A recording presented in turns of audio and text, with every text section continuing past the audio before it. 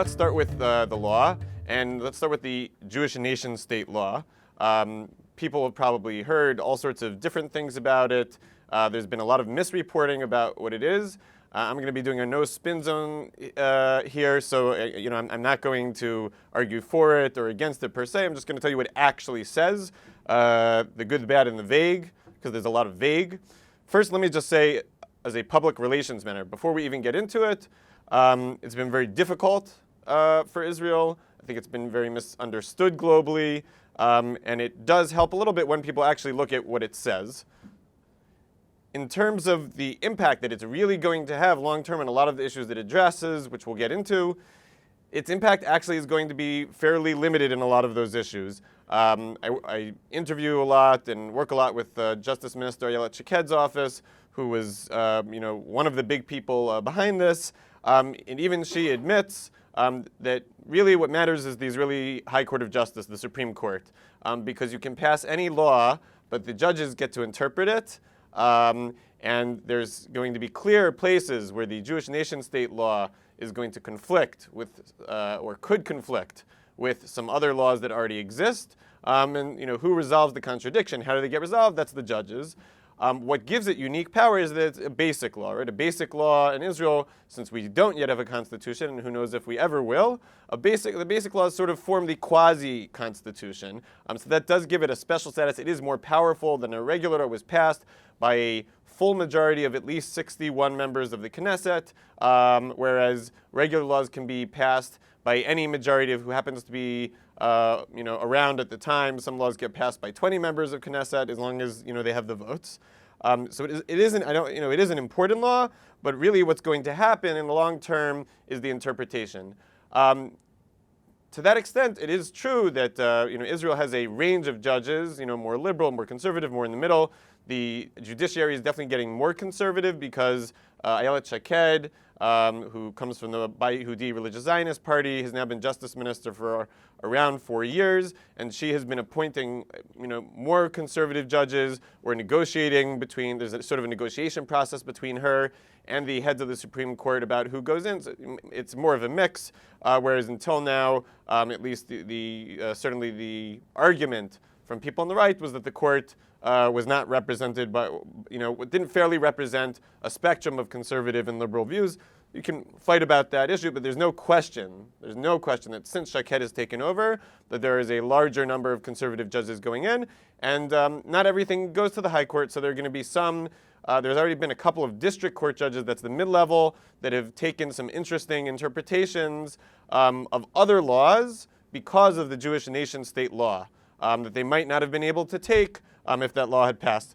What's the basic overall idea of it is that the people who wanted the law said, look, yes, we're a Jewish and democratic state, but we've had basic laws for 20 years, 25 years that have defined very specifically and powerfully what democracy means in Israel, and we haven't really defined what the Jewish part means in Israel, and that means that the democracy part is basically always beating the Jewish part anytime there's a conflict, and even sometimes when there isn't a conflict. And so the people who wanted the law said, we need to define more specifically what the Jewish part means. It doesn't just mean that our weekend is on Saturday, Friday, Saturday instead of Saturday, Sunday. It doesn't just mean that we sing the Hatikvah as our national anthem. It means some other things also. So what are some of those things? I want to start with the omission of the word equality. All right. Maybe the biggest controversy is that the word equality doesn't appear in the law. And so this is where some people say that this law was passed to eliminate equality. So that argument goes too far because the law did not repeal the basic law of human dignity, which has very, very powerful statements of equality. It didn't repeal the Israeli Declaration of Independence, which has very powerful statements about equality. So people will say, oh, this means that they're trying to eliminate equality as a principle in Israeli democracy. They're going way too far. On the other hand, the fact that in certain contexts where some sort of conflict with Jewish values can come up, the fact that the word equality doesn't appear there will make it harder. This is what the advocates of the law said, will make it harder for judges to sort of push other laws into the argument. And that's why they left the word equality out. Again, I come back to my first point. What really matters is the judges, though. It doesn't actually matter that the word equality doesn't appear there, because since it does appear in the Basic Law on Human Dignity, it does appear in the Declaration of Independence. If the judges find that there's a conflict between the Jewish nation-state law and these equality principles, they can inject it in, even though the word equality doesn't specifically appear in this law. We talked a little bit about why some parties thought this was needed. Another reason they thought it was needed was what's going on in some of the identity politics between the Israeli Jewish community that's the majority and the minority Arab Israeli community, right? There's closing in the future, probably around, eventually going to be probably 2 million Israeli Arabs out of around 9 million people. I think the percentage is like 18% of the population. A very large, significant segment of the population is Israeli Arab. Some Israeli Arabs, by the way, it doesn't work exactly, but if you take Israeli Arabs from places like Sakhnin or Haifa, sometimes they're not as concerned or fighting about sort of the national identity issues. They want to get a good job, do well for their families. They're not necessarily, and you can tell because the joint list, the Israeli Arab Party, if all Israeli Arabs in Israel actually voted for them, they would have 20-something seats in the Knesset instead of 13. So they're probably getting, I don't know, half of the voters, something like that. But there is a large group that basically insists that they're Palestinians. They're happy to take benefits from the Israeli government by being Israeli citizens. They're happy, to vote. They're happy to be in the Knesset. They're happy to get health benefits and national insurance benefits. But in terms of their identity, they define themselves still as Palestinians. And that comes into conflict sometimes with what the majority thinks. There have been Israeli Arab Knesset members who joined flotillas that were going on ships to break Israel's blockade of Hamas in Gaza. And that's considered a big affront by, I'd say, the majority of Israelis. There's one Israeli Arab Knesset member who, when three Jewish teenagers were killed in 2014, said that it wasn't terrorism because there's a general war between Israel and the Palestinians, so it wasn't terrorism. That offended a lot of people. So basically, what the law does in this area is it sort of says Israeli Arabs absolutely still have all the individual rights they used to have. There's no discrimination against Israeli Arabs' individual rights, but we're favoring the Jewish national identity over a completely, multifaceted diversity identity. It doesn't mean that Israel doesn't still have lots of different groups from different backgrounds and different religions in Israel. They still have individual rights and they still have their own identities. They still have their own, a lot of times their own schools that have a different kind of curriculum. But at the national level, when certain foreign policy issues are being resolved and some other issues like that, this was basically saying the Jewish identity is primary. Interesting question. This is I would say is probably the most interesting question in terms of what's going to happen in the High Court, is what happens when national identity conflicts with individual identity. And we don't know, because there's going to be basic laws, other basic laws that could be said to conflict with some of the principles in this one.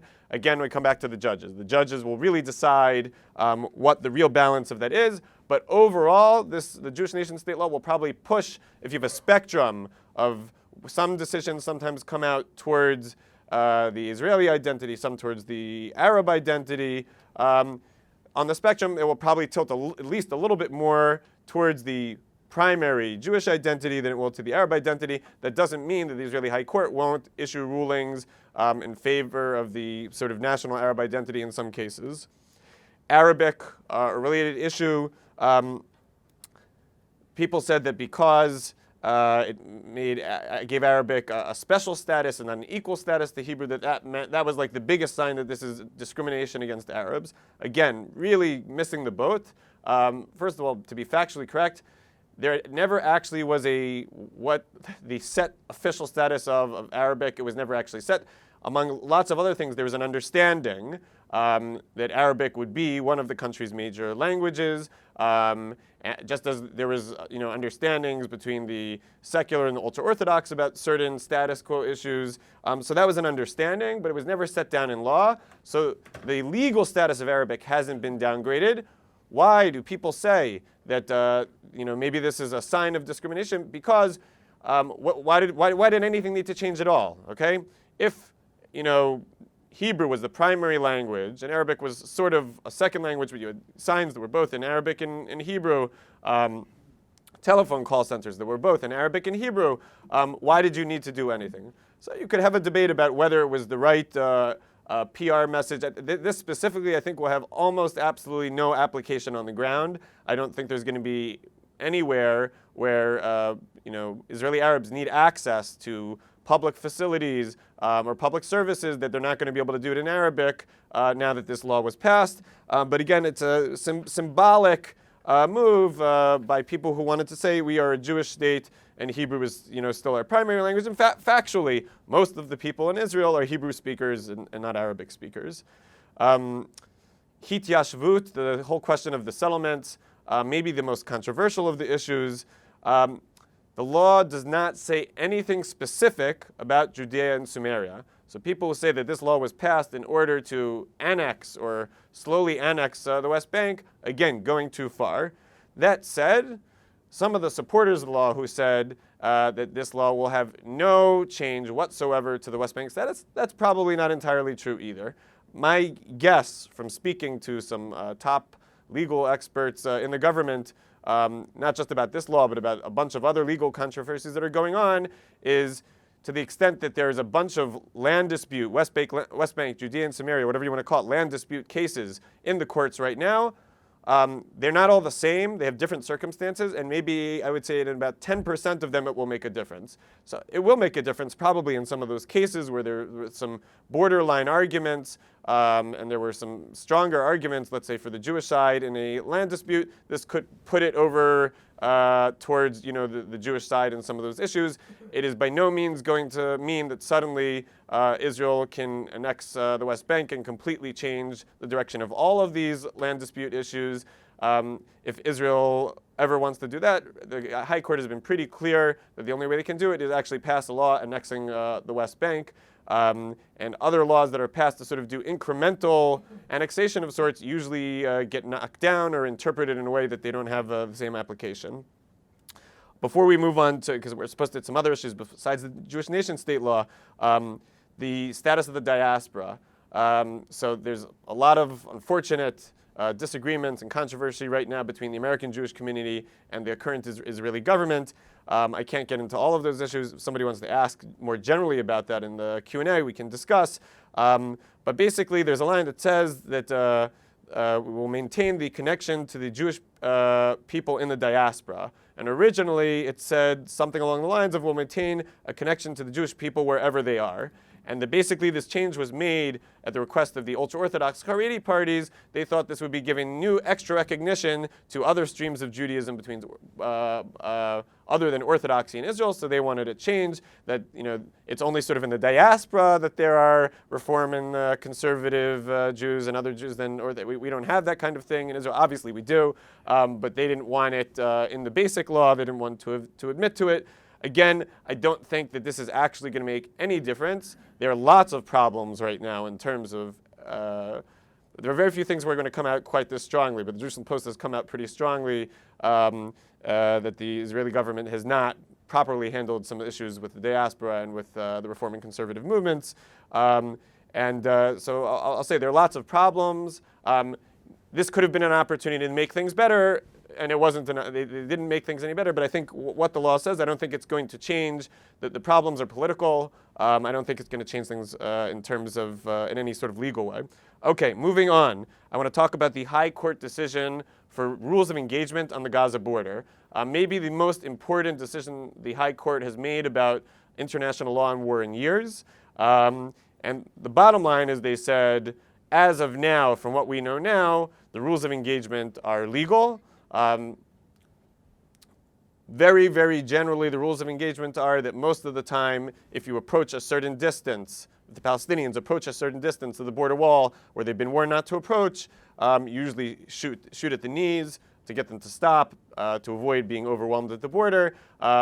if somebody comes even beyond that distance or is carrying a gun or plastic explosives or something else that they think could endanger the soldiers or break the border wall, then in some of those circumstances, they have the right even to shoot to kill. But most of the circumstances where people have been killed, according to the IDF to this day, are, there's imperfect shooting. People are moving around. You can aim for somebody's knee and miss. Or there can be, again, people moving around. So a lot of the circumstances, some of the circumstances are actual Hamas people who are being violent, and some of the circumstances are tragic circumstances when you have basically, it's not a conventional war, but a conflict at the border. Unfortunately, sometimes people get shot, and even, lethally, even though if somebody was aiming for the knees. That's not the entire decision, however, because the High Court also basically issued a warning.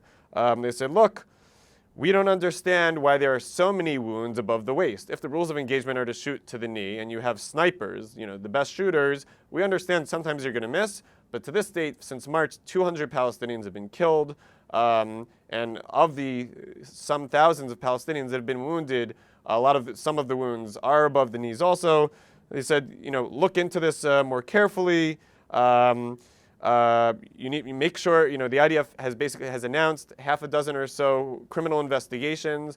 So it does seem that, some of the shootings might have been individuals who went beyond the rules. We don't know for sure yet. None of them have come to the end. But the court basically said, do those investigations really carefully because this could come back to us. In fact, we would have preferred not to decide on it now. We would have preferred to see a dozen, 24 investigations, see what really happened. We're getting sort of like generalities now. But this petition was brought by a number of human rights organizations now. In light of what we know now, we think it was legal, but you better focus very carefully on those investigations and do them carefully because this might come back to us and then we might look at it differently. So again, this controversy of the Gaza border crisis has been going on since March. It's a mixture of, there are non-violent people who are involved, there are violent people involved, which makes it very, very complicated in terms of the law, in terms of public relations.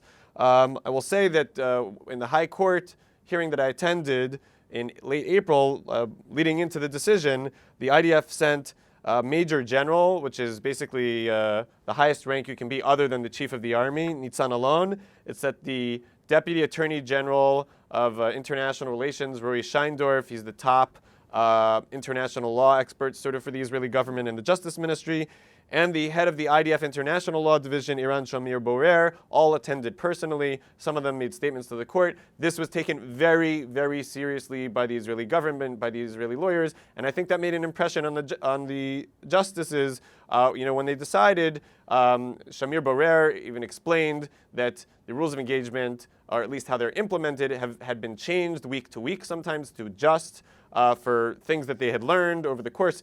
Look, sometimes critics of Israel want to say, something is either legal or it's a war crime.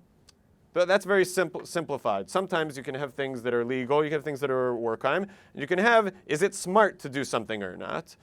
Did you need to do something or not? So the Israeli army figured out that maybe in the earliest stages, the way that they explained the rules of engagement to the soldiers was a little bit, too aggressive, or they didn't close off some loopholes. So they explained it to them in a little bit more conservative fashion, a little bit understanding of how to avoid killing people who were there nonviolently. There were absolutely nonviolent demonstrators, and Israel does not want to shoot nonviolent demonstrators. A couple other arguments that were made. So Michael Sfard was one of the lead arguers for the petition to basically declare these laws as illegal. And he said, look, the IDF is inventing new rules that don't exist in international law, that there's two cardinal conditions in international law for the use of lethal force. One is that a targeted individual poses a danger, and the second is that the danger is immediate. And the IDF has admitted that some of the instances in which it was opening fire, there was not necessarily an immediate danger. Now, what the IDF has said, and this is absolutely a legal problem, the IDF has said is we're in a unique situation. One day in May, when I went down to the border and was watching it, you had up close, you had 40,000 Palestinians in several locations along the border. And it's not like you can decide for each individual exactly what the circumstance is. You need to make sure that the group doesn't overwhelm the much smaller number of Israeli soldiers and get across the border. Because if you go there, you can see that there's a couple hundred meters between the border and villages like Nahal Oz. And it's not that if they get across the border for a couple minutes, it's not a big deal, and everything will be fine as long as you get there half an hour later. They could slaughter all the people in those villages in a very short time. So the IDF said, look, we have to take into account the overall potential danger, and we need to make sure that they're not able to break through the border wall.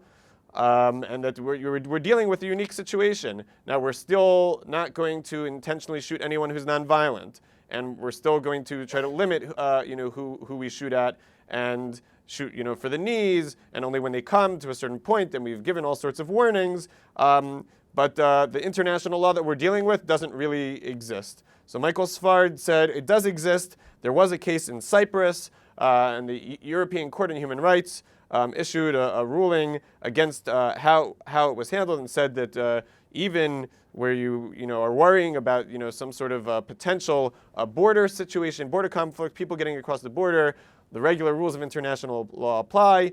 And Hanan Meltzer, one of the judges sitting on the case, said to Sfard, look, the Cyprus case, I think a couple people got hurt. We're talking about dozens of people being involved here. We're talking in some cases up to 40,000 people. He said, what should Israel do instead? How could Israel act differently and prevent these people from coming across the border? And Sfard didn't have an answer to that. He said, look, that's not my job. I'm a lawyer. My job, they have to think of a non-lethal way to not get people across the border. And Meltzer said, okay, well, that's not very helpful. And can you give a real example besides the Cyprus case, where a country really had this large a volume of people, some of whom are nonviolent, but some of whom are violent, trying to get across the border, and there really wasn't a comparable case. That's that decision. I want to jump over to the 2014 Gaza War. Now, why does that matter now? It was 4 years ago. Because there are some very cutting-edge things that are happening in terms of the investigations. Has anybody here heard about the Black Friday incident, the Hannibal Protocol incident? No. Okay. So one. Okay. So maybe you don't know it by the name, but there was an incident on August 1st, 2014, when a Jewish soldier named Hadar Golden was we learned that he was killed, but they thought maybe he was being kidnapped. And to try to prevent him from being kidnapped, to being another Gilad Shalit, who was traded some years ago for hundreds or maybe 1,000 Palestinian prisoners, some of them with blood on their hands, to avoid another situation where Israel would have a soldier who was captured and there would be pressure to be a prisoner exchange. The Israeli army let loose with tremendous amount of force. At the time, the reports were that as many as 150 Palestinians were killed to save this one soldier. Some aspects of this are true, and some of them are blatantly untrue, and some are gray, and I'm going to unpack it for you. And this decision just came out very recently, so this is still relatively new news. In the end, the Israeli army said that, according to their calculations, 70 civilians were killed, 42 members of Hamas. Some of the other people, they're not sure. But that the 150 number and that all of the people were civilians was a gross exaggeration. In terms of the 70 people, what the Israeli army said is actually only 10 out of the 70 people died because of the firepower that came related to trying to recover this soldier. What does that mean? It means that when Israel started to go after the Hamas people who were running through a tunnel, running away in a tunnel to kidnap the soldier. I don't know if they realized that he was dead yet or if he was dying. But anyway, they were running away with his body. Israel also wants to get his body back if they can. So at that point, a certain number of people were going after them. But when they went in, Hamas started shooting at the Israeli forces that were going in. So then Israeli forces start shooting at other people who are shooting at them. Then some Hamas people in other parts start shooting rockets. So then the Air Force starts bombing the rocket shooters. So what you had here was, yes, there was a large amount of force projected to try to save the soldier, but then there was a much bigger battle that had nothing to do with it. It just had to do with dozens of skirmishes between Hamas and Israel. So look, newspaper reporters a lot of times drop into the Middle East for like, a day, a couple weeks, a couple months. And what was the easy thing to say is, oh, it was one big thing that all related to the soldier. And that's not true. According to a very careful analysis done for years, 10 out of the 70 civilians who died were related to that incident. The other 60 civilians who died, it was, 5 here, 10 here. They were fighting with Hamas, hiding in a civilian building. They blew up the building, and some of the building, when it fell, hit civilians who were in another building or running away in the street. 90% of the civilians in the area had been evacuated. They didn't realize those civilians were there, and it was a tragic loss of life. But it wasn't actually related to going after this soldier. So a lot of the arguments, the Hannibal Protocol, by the way, I should explain, is this was one of the reasons why it looked bad for Israel.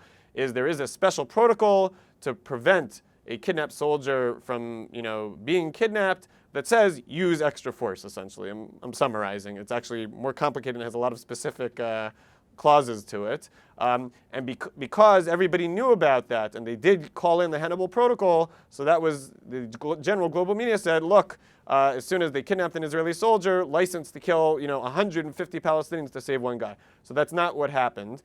That said, I will tell you, and again, when I like to talk about a spectrum, there's what's legal under international law. There's a war crime, and then was it smart? Could we do things in a smarter way?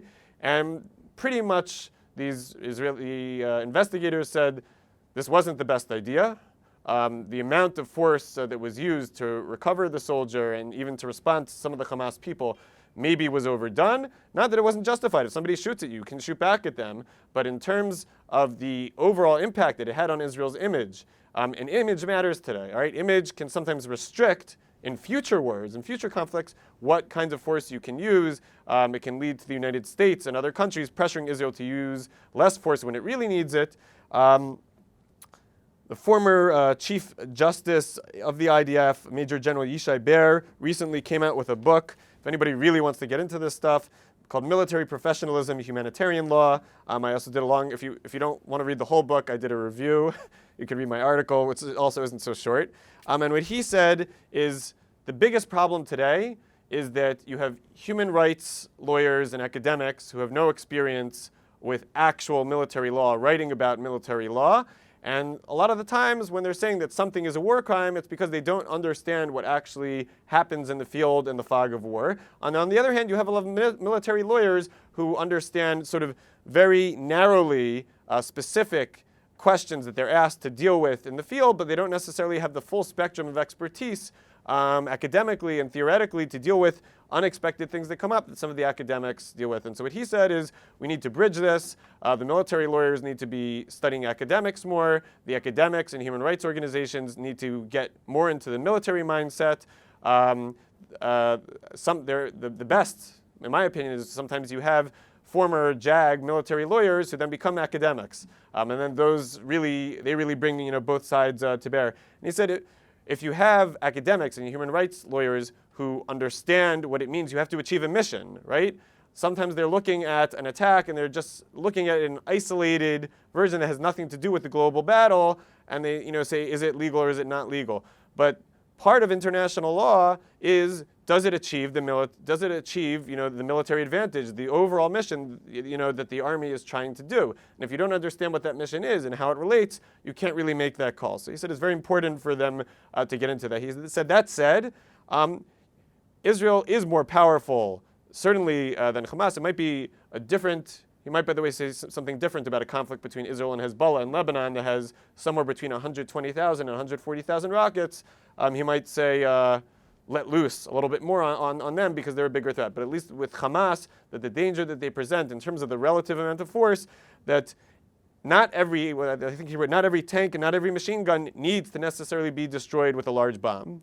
That there are instances that even if we have the right under international law to shoot somebody because they have a weapon and they're aiming at something, but if we know that they're missing, if we know that they're not a major danger, we might take some more risk. We don't necessarily need to kill every single soldier, or the amount of force that we use, we might take a little bit more risk with some of our soldiers, because otherwise you have these instances where you could have even if it's only 70 Palestinian civilians, that's a lot of civilians. And Israel doesn't want projecting that image. It doesn't want civilians to die because of the value of human life, and it also doesn't want to project that image that civilian lives aren't valuable. Connected to this is that people hear about the Gaza beach incident. There were 4 Palestinian miners that were killed by I can't say foreign sources. Even though I'm here, the Israeli censor still has power over me. Foreign sources have reported that a drone blew up the 4 Palestinian kids. They were minors. They had nothing to do with any violence. It was misunderstood. They were thought that they were Hamas naval commandos. So I'm going to tie this back into the overall message, but I got full access to the IDF's classified internal file. I want to say something first about the intelligence. I can't give you the full thing of what I read in the intelligence, but I'll say in the spectrum, not all intelligence is equal. And in the spectrum of intelligence, weaker intelligence, let's say you could say is, we know that a certain person or people have had a pattern in the past of carrying out certain operations in a certain place a couple weeks ago, a month ago, something like that. Stronger intelligence is we might have been listening into somebody's phone call or looked at somebody's email that they're meeting in a specific spot later today to carry out an attack. So I'm not going to say specifically, but the intelligence was on the stronger end of the spectrum. It turns out it was wrong, or not that it was wrong, but that they mixed up 2 groups. It's possible that there was a Hamas naval commando group meeting somewhere and they didn't find them, and they found these miners that went to a spot which had been used in the past by Hamas naval commandos. What I wanted to say about this is there was large criticism of this. It was caught on film, and it wasn't even one missile. It was one missile and then a second missile afterwards. And there actually, I can tell you from the internal file, that there was a back and forth about whether they should shoot the second missile. So the Intercept that also got access to the file reported that there were doubts and that they didn't resolve the doubts. If you look at it carefully, I don't know how carefully they looked at the file. I looked at it very carefully. The doubts had more to do with basically the geographic area of where these, they shot one missile and it hit some of the kids, and then some of them started to run. And again, the whole time they think they're Hamas naval commandos. If they were running to a certain point, where could they still strike them? Because then it would be not because they didn't think they were naval commandos, because they were getting closer to a civilian area and farther away from the beach. The other thing I want to say is there wasn't some low-down person who made this call. Involved in this decision were 2 brigadier generals, 3 lieutenant colonels, 4 majors, 3 captains, and 2 lower-ranked soldiers, and 6 other soldiers whose ranks were censored. So there were people from lots of different intelligence agencies, the Navy, the Air Force, the general Amman, the general Israeli military intelligence, that were involved in this small call, and they still got it wrong. Lessons that we can learn from this. First of all, if you're using a drone on a beach, Major, I believe I'm calling him Major Y. Yeah, Major Y. I can't say his full name. And he trains people in using drones and recognizing what somebody is. He said one of the problems is that when you're in a area with buildings, you can see people's heights by comparing to what's around them. And on the beach, you can't do that. And that's a lesson that's learned. So maybe, according to international law, Israel did believe they were Hamas naval commandos, so no war crime was committed. But wouldn't it have been better not to blow up these kids? So there's some additional, basically, things that they could put in place so that if you're fighting with somebody on a beach, how you're going to decide who they are, they might look at that differently. Again, this doesn't necessarily mean that Israel violated international law, but it doesn't mean that you can't improve things to try to avoid killing civilians in the future. When I talked about Ishay Bear, that's really what his book is about, is that the academics, the human rights organizations need to understand Israel's mission. Sometimes the military lawyers and the generals should understand that in order to achieve the mission, not every single person who's on the other side who you can kill necessarily needs to be killed.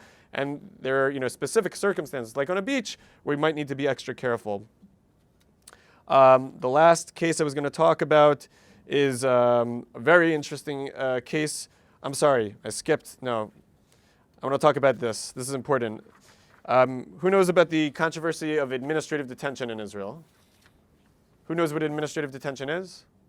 Okay, so a really short version of what administrative detention is, I'm simplifying a little bit. You have a terrorist and you have classified intelligence information that either they're going to commit a terrorist act or they have in the future, and there's a likelihood that at some point they won't, even if you don't have a specific item. But you can't produce that intelligence in a court of law because you'll reveal your sources could get killed, or you could reveal how you've been spying on them with various electronic devices. So you can't take them to court. So you just leave them free to carry out the terrorist acts. So the solution is that Israel has used, some other countries also, but Israel's used it more, is administrative detention. You can lock them away for a certain amount of time. Usually it could be 6 months or up to like a couple years is sort of a longer period of time until either you can get a criminal case on them, or at least until whatever plots they were working on at the time, you've been able to thwart, or the plots are old. So that's one thing that Israel does. Very, very criticized globally. Why? Because they don't have the standard criminal trial. They do have judges, by the way. The judges do look at evidence, but the rules of evidence are different. There's not a beyond a reasonable doubt standard that you would have in a criminal case. Some of the evidence is secret, so it's considered not fair for the defense because they're trying to defend against these charges and they don't know what all of the charges are. They are given a paraphrase of the charges, but they say that's not the same as being able to fully argue the case. So in a book that I have that I think I mentioned the book last year, so it's actually being edited now, so it actually should be out by next summer, that deals with the Israeli military's West Bank courts that deal with the Palestinians, and they deal with most of the administrative detention cases. So there's a push, actually, the book discusses it in more detail, there's a push within the Israeli system to make administrative detention a little bit more friendly, a little bit more reformed. They're not saying to get rid of it because they say it is actually critical and there's not something to replace it. But Liron Liebman, who was a former chief IDF prosecutor, Netanel Benishu, who's the current chief justice of the IDF West Bank courts, Eliakim Rubinstein, who's a former justice of the Israeli Supreme Court, have all pushed that basically administrative detention should continue, but you should create a new position called the General Defense Counsel, who would be somebody from the Israeli side who has top secret security clearance and would actually be able to view all of the intelligence and make arguments on behalf of Palestinian defendants that the personal defense lawyer who doesn't have that top secret security clearance and who the IDF wouldn't necessarily trust to give them top secret security clearance, they'll be able to make arguments seeing all of it on behalf of that Palestinian. The other thing that they would be able to do is make arguments to the court, look, we can give a more detailed paraphrase. I, as somebody who's dealt with intelligence, I believe revealing the following raw intelligence to the defense lawyer will not expose sources, won't lead to any of our sources being killed.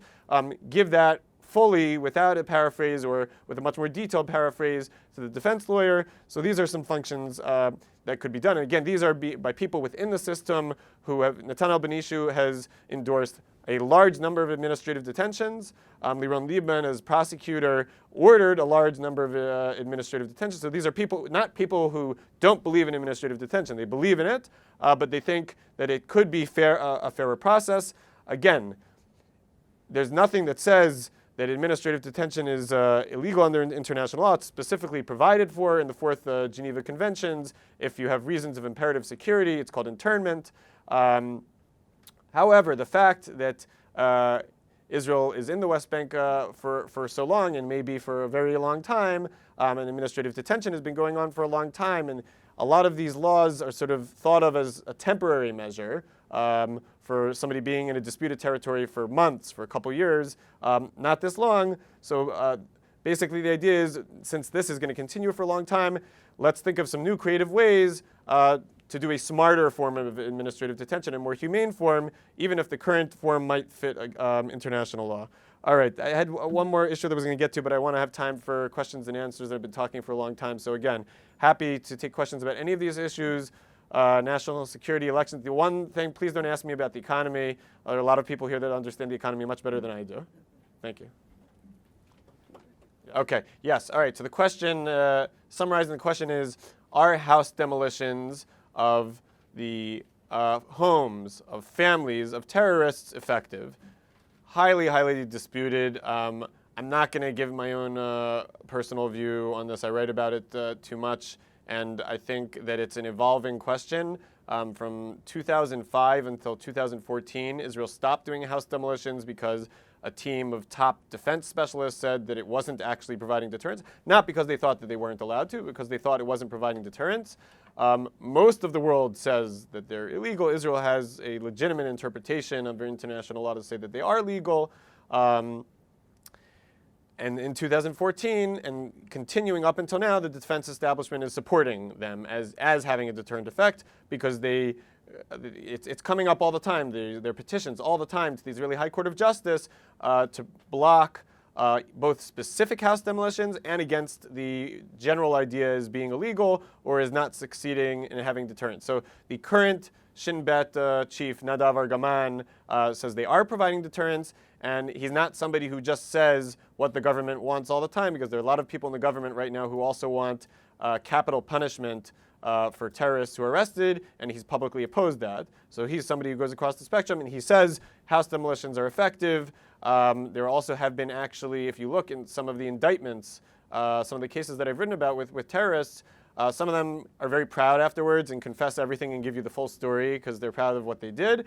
And some of them say, that they, if they had known that house demolition could occur, maybe they didn't know about it. They might have thought twice. There are some other people who were arrested before they committed a crime, or were somewhere in between. And some of them said that they hesitated because they did know that their family's house might be demolished.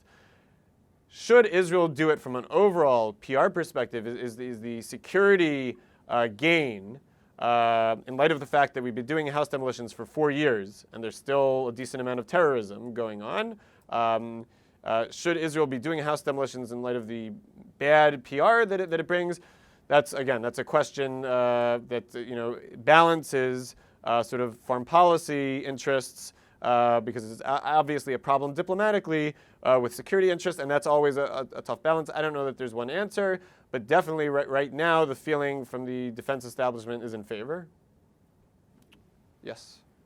Yeah. The question was, are the lawyers in the army and the lawyers in the government in general tying the hands of the Israeli military too far from being able to fully respond to Hamas and security threats? And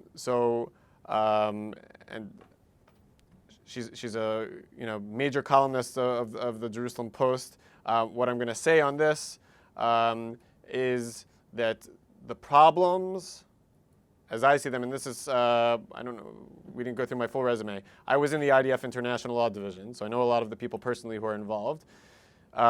When a decision is made, most of the time, not to target to a certain level, the political level has to accept it. If Netanyahu orders a much more aggressive war in 2014 than he ordered, or if he ordered a more aggressive operation this week than what he ordered, it would have been more aggressive. That's number one. Number two, the major problem that's being created about constraints is not from the Israeli military lawyers. They didn't create the International Criminal Court. The International Criminal Court and the UN Human Rights Council exist and create pressures on Israel on their own. And then they ask the lawyers to deal with these problems. So you could say, could the lawyers, be tougher or more aggressive with International Criminal Court, with the UN Human Rights Council? So first of all, with the UN Human Rights Council, I think they're plenty aggressive. Israel boycotts the UN Human Rights Council a lot of the time, criticizes them very harshly, and it doesn't have much of a relationship with them, doesn't let them visit Israel. The International Criminal Court is a really tough question. I think I'm still the only, I'm definitely the first, I think I'm still the only Israeli journalist that's met with the chief prosecutor, Fatou Bensouda, and her team that's handling the, what's called a preliminary examination of whether or not Israel and Hamas did war crimes in the 2014 Gaza War. And the way I saw it is they're sort of on the fence.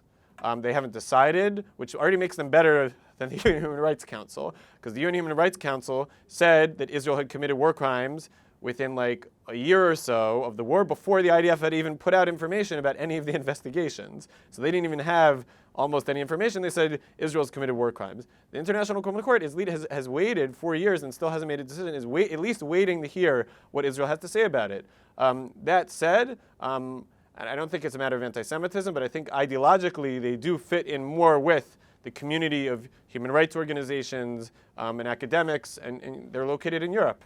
The European attitude to war, and the Europeans don't have to fight too many wars. I think that what the lawyers are trying to do is hopefully get the International Criminal Court not to go into conflict with Israel, and they're walking a tight line on that, and that's a very hard line to walk, and I don't envy them that job. That may mean that sometimes that they may put certain constraints, but I don't think it's in a broad sense. I think the broader idea is if Israel wanted to use a tremendous amount of force, that order comes from Netanyahu, the prime minister, and only him. The limits about what they're shooting have to do usually in much more limited cases, limited aspects of an operation. But I do understand the frustration. There are instances where soldiers could finish somebody that they're fighting with faster, and they have to wait longer, and they sometimes have to call in, and that seems a ridiculous idea. If somebody's trying to kill you, why do you have to wait?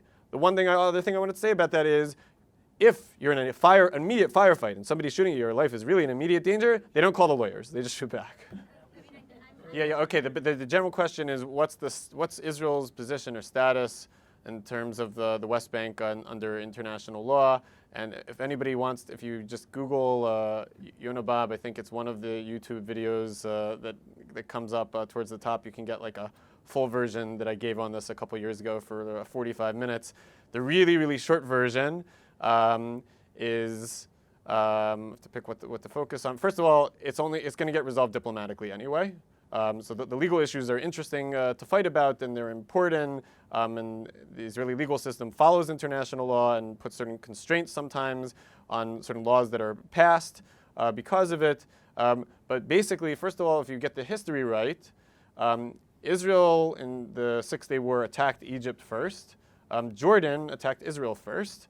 So when you talk about defensive wars and offensive wars, one of the things that people will say is that Israel was actually, regarding Jordan, which is where the West Bank comes into play, it was a defensive war, that there was no, the Jordan itself, sort of took the land in a situation where it was unclear what the status of the land was. Obviously, there's the British Mandate and the Balfour Declaration and earlier documents that Israel could make claims on the land, but that's not where we are today. That's sort of like the ancient history. Where we are today is UN Resolution 242 says that how the land is going to be divided up is going to be resolved in negotiations, and that it's disputed land. And even the resolution that came out in December 2016 at the end of the Obama administration, it doesn't.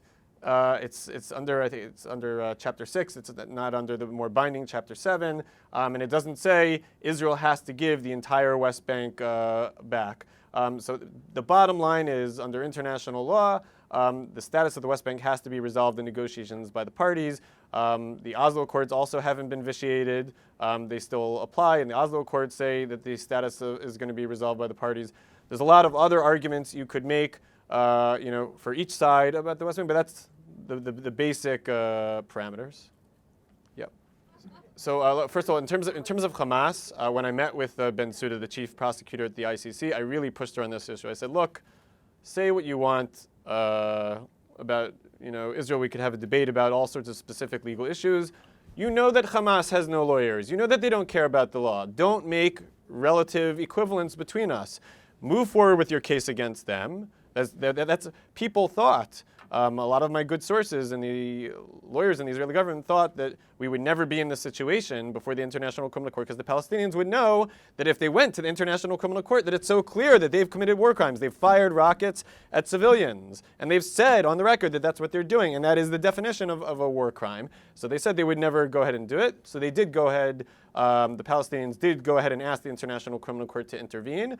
And I pressed Bensouda and her staff very hard. I said, you need, move forward against Hamas. There's no question. And I don't think they had a good answer for it. And to the extent that I worry about what they might do, the fact that they didn't give me a clear answer about that, and that I think they do, in a lot of their statements, they try to sort of treat the sides neutrally and equally. That does worry me about what their final decision is going to be. Back to the lawyers. I think there's a difference between Netanyahu and Avigdor Lieberman and Naftali Bennett. Avigdor Lieberman and Naftali Bennett absolutely want to relax the rules of engagement. And I would say are less concerned about following the specifics of certain international law requirements.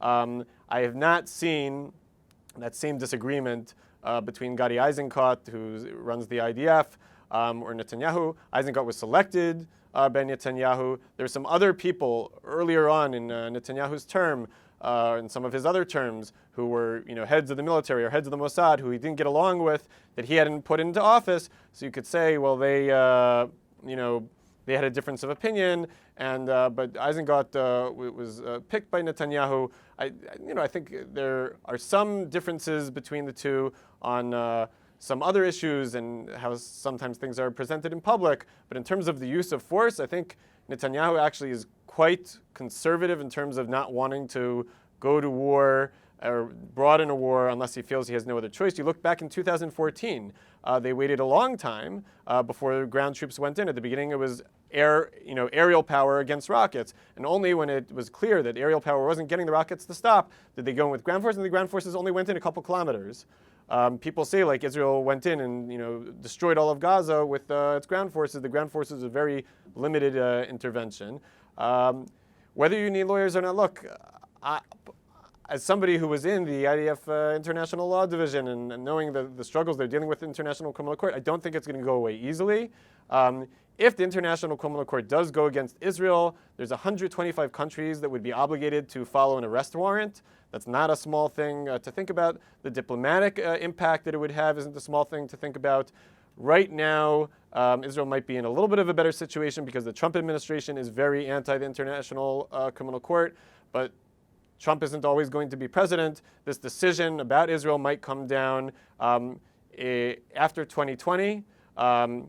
Who knows who's going to be president then?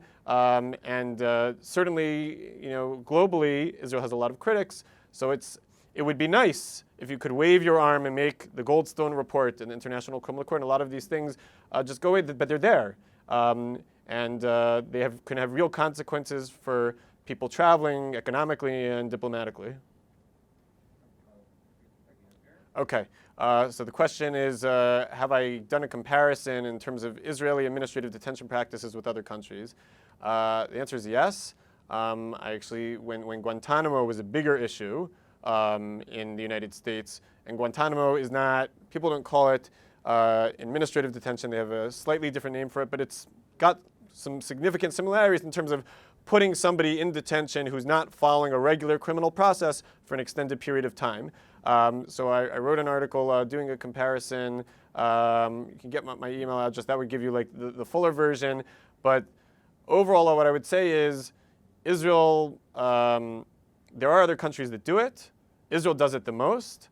And the reason that Israel does it the most, Nadav Argaman was at the Knesset recently, and he talked about preventing 480 terror attacks over the last year. That's the ones that were prevented. 26 terror attacks were successful. Successful meaning people either got killed or were injured. Israel has security dangers from Hezbollah, Hamas, Syria, the West Bank, Gaza. So they would say, look, we have more security problems than anybody else. And so sometimes some of the precautions that we need to take are more extreme. I don't know anybody who likes administrative detention. During the Oslo years in the 1990s, there was one point where the number of administrative detainees went into the single digits. Typically, It could be around 250 Palestinians being in administrative detention. When there's an escalation in fighting, it could go up to 750. In the heights of the Second Intifada and the First Intifada, the numbers were much larger. But you can see from the fact that when hostilities go down, that the number of administrative detainees go down, that there is certainly an idea from the Israeli side that they're not, sort of just trying to hold these people for 50 years. It really does relate to the security situation.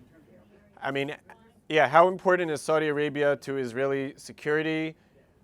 Saudi Arabia is like, if Israel can completely flip, so to speak, Saudi Arabia into being a full-fledged ally or closer to an ally than it's been, it's humongous. It's the most important Sunni country in the world, the most powerful. It would have waves for all the other smaller Sunni countries.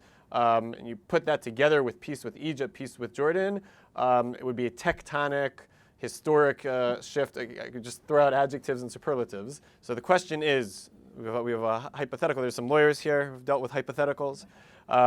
So we have a hypothetical. Let's say there could be a Palestinian state in the future, or there could be a autonomous area, territories that doesn't have full statehood. Right? When you're a state, you have certain foreign policy rights in terms of making agreements with foreign countries that you don't have if you're just a territory that's autonomous. In terms of what's more advantageous, I would say in the end that decision's not going to be made based on the legal grounds. I think it's going to be made based on the national security grounds. My guess is at some point I don't know if it's going to be in 5 months, 5 years, or 50 years, probably not 5 months. At some point there probably will be a Palestinian state, just because whether you have a Democratic administration or Republican administration, I think Trump was the first person in a long time who had sort of played with the idea of maybe not a two-state solution, and now he's gone back to being a two-state solution, and there really isn't anyone else internationally who's interested in that. But I think the circumstances of that matter a lot. What we've seen in the last month has been remarkable, with Prime Minister Benjamin Netanyahu in Oman publicly, and the Oman foreign minister saying basically we should, in no similar words, we should normalize with Israel even before the process with the Palestinians is finished. Miri Regev, an Israeli minister, was in Abu Dhabi at the third largest mosque in the world, shaking hands with the imams. Publicly, again, they put on you should watch. If anybody hasn't seen it, there's like a 2.5-minute YouTube clip. It's remarkable. So I think the circumstances. Everybody has a debate. When should they have negotiations? When should they make final decisions, such as a Palestinian state? I think those overall things, Israel's relations with the other Arab countries, security issues, those are going to decide the timing of when that would be. A lot, whether it's 5 years or 50 years, much more than the legal questions about what the legal obligations would be.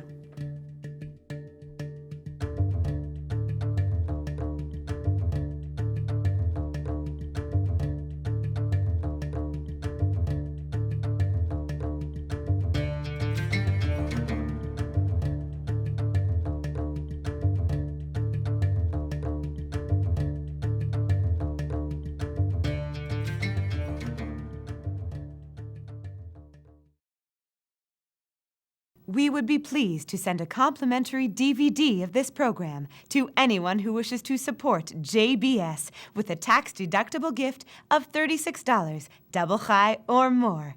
Simply visit the JBS website at jbstv.org and click on the Donate button to make a donation by PayPal or your credit card. And please indicate the program for which you would like a DVD. Or you can send your tax-deductible check to JBS, P.O. Box 180, Riverdale Station, Bronx, New York, 10471. And again, please remember to indicate which program you would like to receive with our compliments. And we thank you for your kind support.